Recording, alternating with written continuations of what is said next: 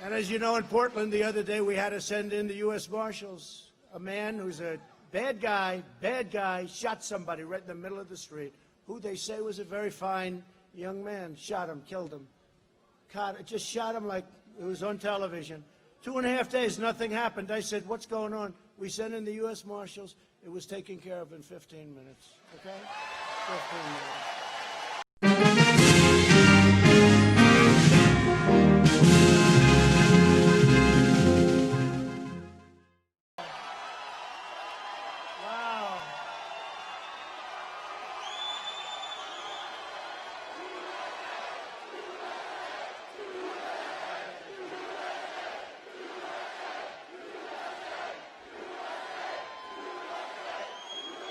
Well, thank you very much.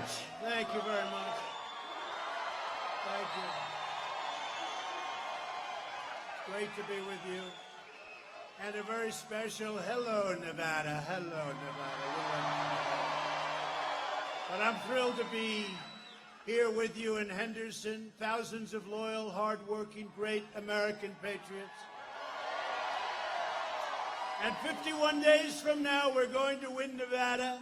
And we're going to win 4 more years in the White House. And after we win 4 more years, we'll ask for maybe another 4 or so.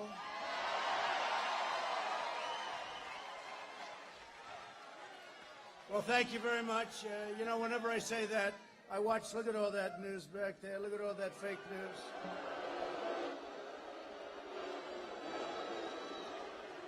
When I say that, their heads explode. Our movement is pro-jobs, pro-worker, pro-police, and 100% pro-American.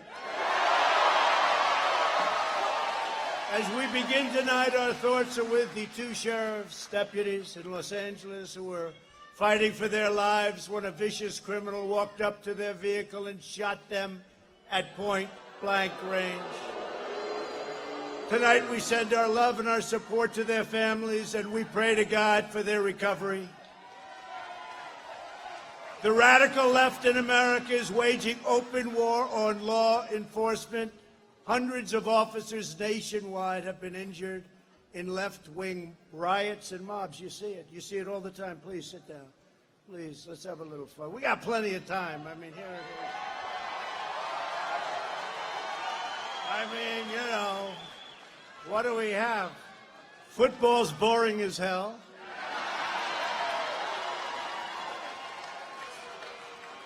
It's just not the same, right? I don't know. Used to be, people would say, hey, could you keep it away from a football game? Now they say, could you possibly do it during a football game? We have some free time. But during violent demonstrations in Las Vegas, a 29-year-old police officer, you know this very well, was deliberately shot in the head, leaving the young, brave officer paralyzed. Yet, Sleepy Joe Biden and his supporters continue their dangerous war on the police. They're putting the lives of our brave officers directly in harm's way. At his convention, he never even mentioned the words law and order, never mentioned them once. Now he's all of a sudden, his polls are dropping like a rock, and he's starting to say, well, we need law and order. And then he goes back into the basement for 4 days. What happens to this guy? I know what happens to him. He's shot. That's what happened to him. Every once in a while, the great Dana White. Does anybody know Dana White?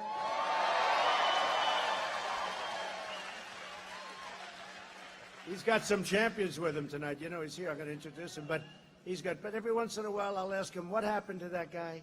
He said, sir, he's been shot for the last long time. Should have left a long time ago. That's Joe Biden.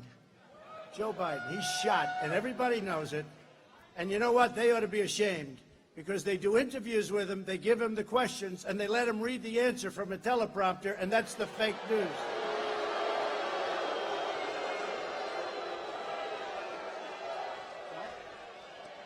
It is. How about the other day? Could you move that a little bit closer? See these things? Move it up. But I must tell you, at great peril, I use them seldom. But those are the times we have the best fun, too, I will say. That's what and that's actually when we learn the most. For the entire summer, Biden was silent as left-wing mobs assaulted police officers. When Biden's far-left supporters set fire to police cars and precinct stations, courthouses, Joe Biden called them peaceful protesters, right? They call them peaceful protesters. And you know, when we go to these radical left places that are having problems, because everyone, look at the top 10, you go back, go top 20, top 30, take a look. Democrat run, radical left-wing Democrat usually run, not Republican run, Democrat run. And we go back and we take a look. We want to give them help. They don't want help. But when they do ask for help, and when they do, we go in. Like Minneapolis, the National Guard went in. Took 35 minutes to quell a situation that went on for 2 weeks. They knew we were going in to Seattle. We told them we're going in tomorrow morning.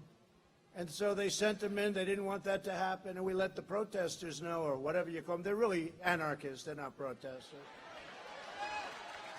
So we let the anarchists know that we were going in with approximately 10,000 very tough people. And they immediately raised their hands, and the Seattle police, who, by the way, could do a great job if they were let to do their job, but they're not. They're not. And as you know, in Portland the other day, we had to send in the U.S. Marshals. A man who's a bad guy, shot somebody right in the middle of the street, who they say was a very fine young man, shot him, killed him. Just shot him like it was on television. 2.5 days, nothing happened. I said, what's going on? We sent in the U.S. Marshals. It was taken care of in 15 minutes, okay? 15 minutes.